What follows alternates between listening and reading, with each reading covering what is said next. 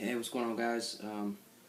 Doing another video of stretching and different things like that, as far as some techniques that I figured out that really helped me as far as with tightness. Like, I woke up really tight this morning. I haven't stretched, so I want to make sure that I didn't stretch before I did this video so I could show you the difference.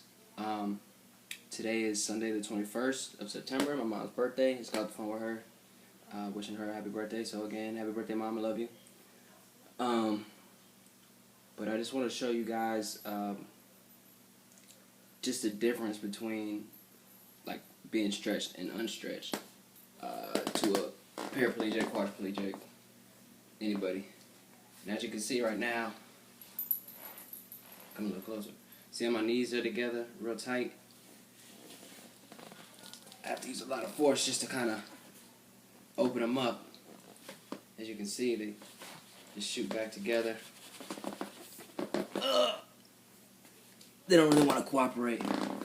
So I'm going to show you basically just being on the couch. Being on a couch like this, and then how I get off of it. And how I maneuver around as far as stretching and stuff like that. And I'll get into it. So this is a little quick show as far as getting on the couch and how I normally sit in my couch and stuff like that. And just one of the ways to show, you know, how spastic I am and how spastic others can be. I got a lot of people, well, not a lot of people, but I've got a good amount of followers on Instagram that are in the same position as me, but I see them, and even people that I know at the VA hospital that I was at here in Tampa, I never really see people that spastic. Like, I always see them, like, same level of injury or not, I never see people, like, really that spastic.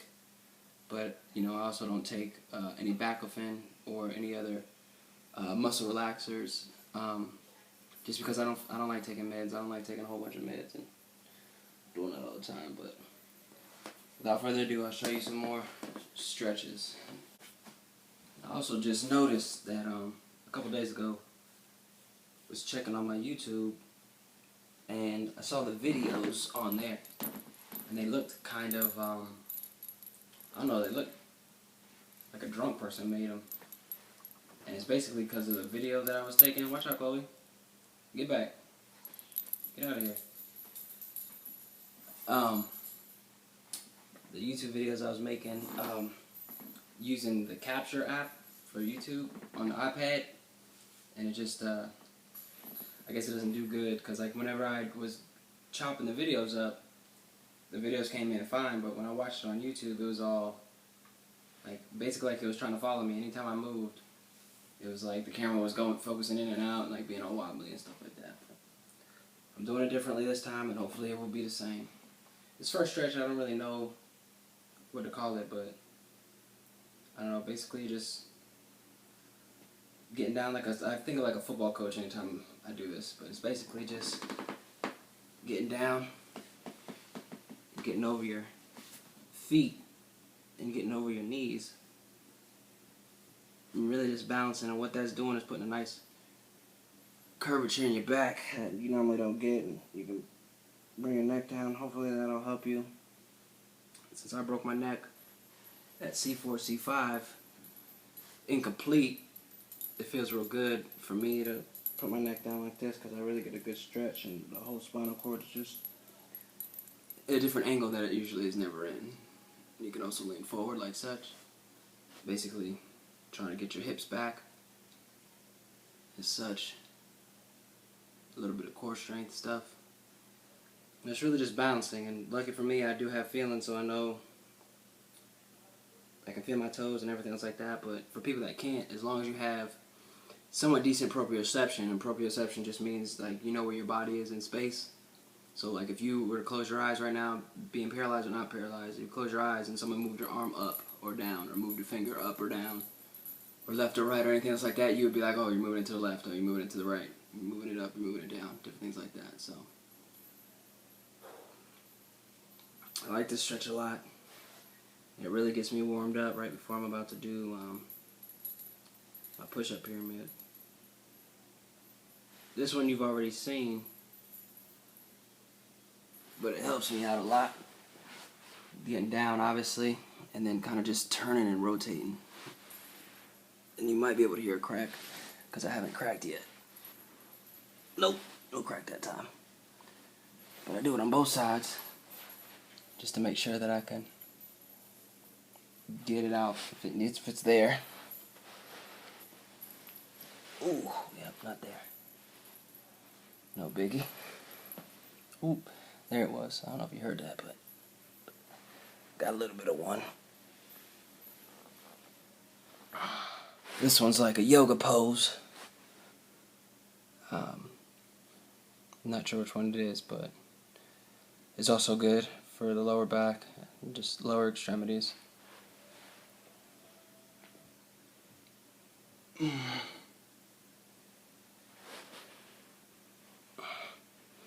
After I'm done stretching like that, I like to kind of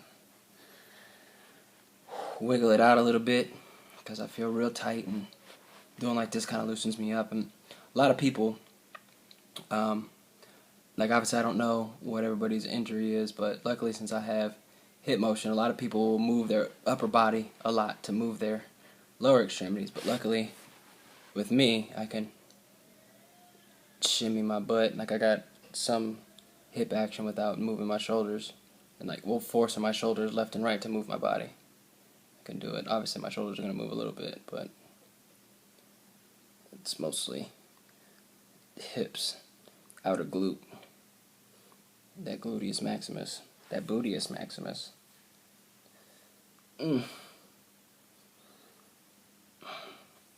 One of the best stretches that I figured out how to do that really help with calves, hamstrings, quads, mainly quads, but and I don't mean quads as in quadriplegics, like quads, your legs.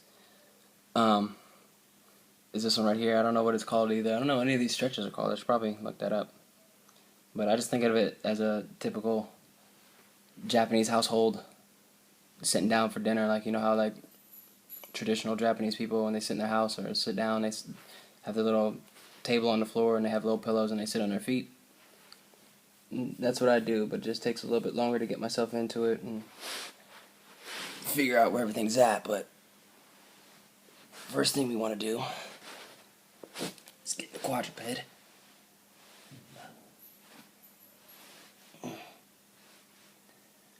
My legs up under me. Scoot my legs in a little bit, left and right, because they're kind of out all over the place right now. And slowly lean myself back, which will bring my feet in even more. This usually like pops my knees a lot. I don't know if you'll be able to hear it. You probably won't, but it just sounds like an old Jolly Rancher sitting in your car for too long. You try to open a wrapper and it's just like.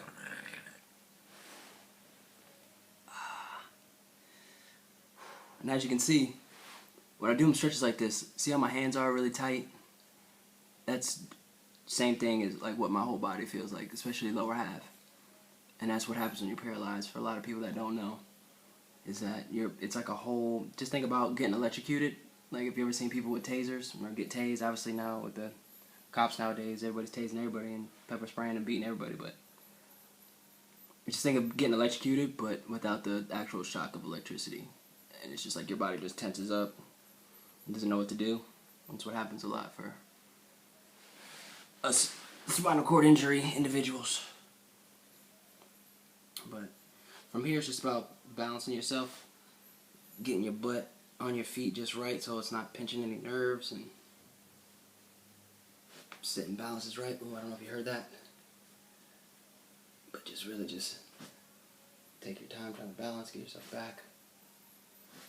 Get your butt right. And voila. And sitting like this is really good. It really feels good on the quads and the hammies and the calves and the feet.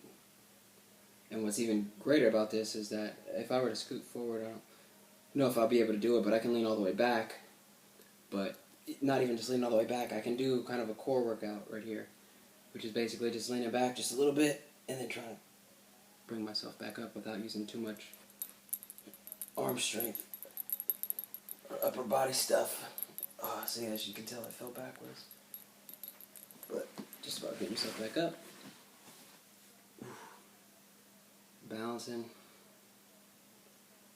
I'm trying to just do a couple sets, as many as you can do.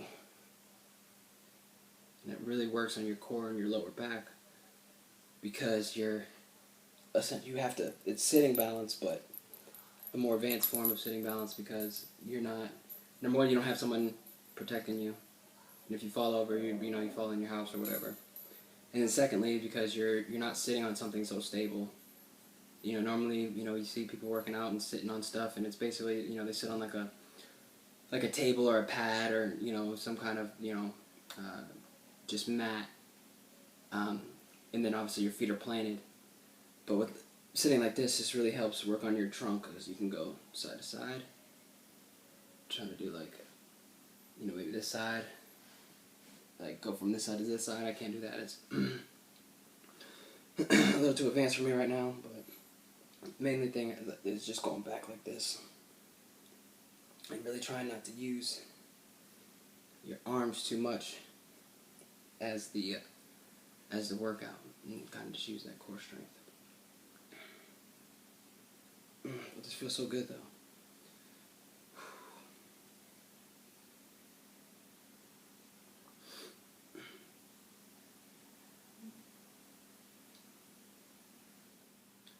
Other good stretches are crisscross applesauce, basically. So crossing your legs, getting them in as tight as you can, and just leaning forward, getting that good hip stretch. Basically, it's just spreading your hips open, and really just getting a good base, a good adjustment. Lean forward as far as you can. Hold it for a little bit. And it feels real good on that lower back. I don't know about most, but I know for myself, my lower back, like the hips, the back of the hips tend to protrude a little bit. And when I do stretches like this, it kind of readjusts them, get them in a good position. And obviously legs straight out, leaning forward. Mainly doing that if you have your legs together. Basically, it's like a sprinter stretch. Used to do all the time in like middle school or like elementary school, where they did like a fitness test for you and see how long you can stretch, and you put your feet out and try to reach on the board as long as you could.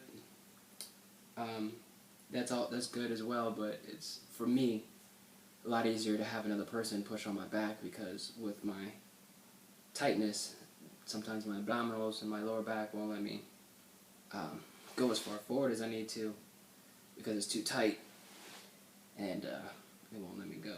So having another person being able to push my legs, or push my back, and I can hold my legs together so they're not flopping out or bending up on me or curling or doing anything else, but keeping them flat and straight, really helps. But this is one of the most important parts, is what I was going to show in one of my last videos, but I never did, is getting back into your chair. Or rather, back on the couch to get back into your chair. The main thing, the reason why I like angling your chair to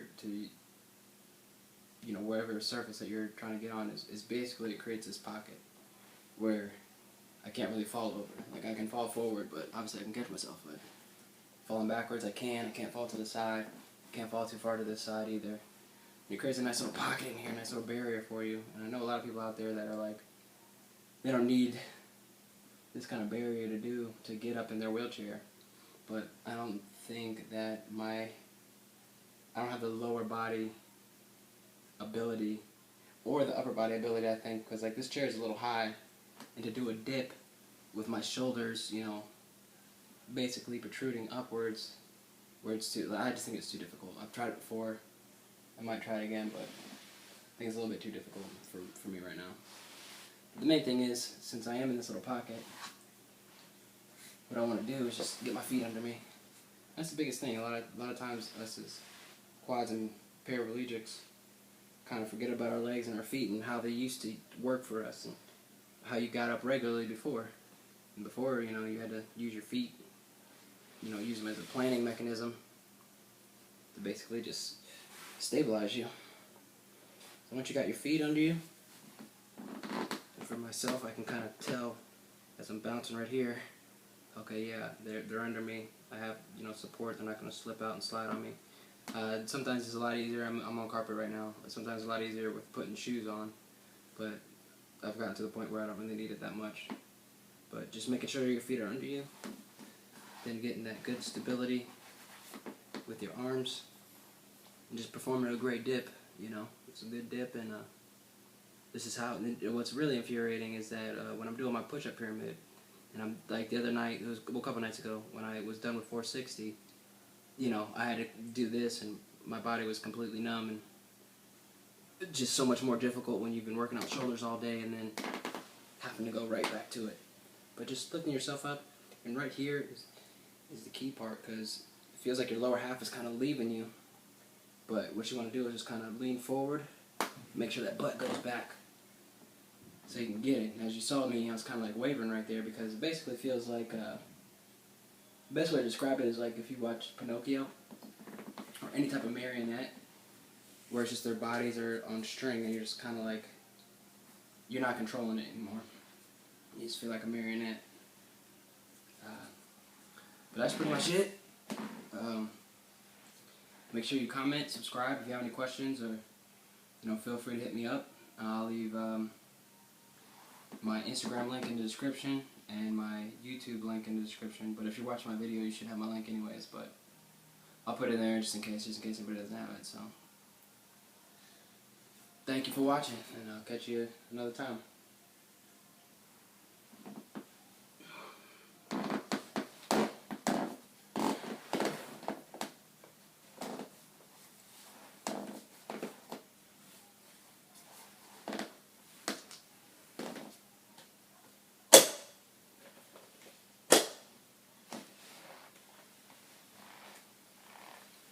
Ooh, before I go, as you can see, remember before how tight my knees were?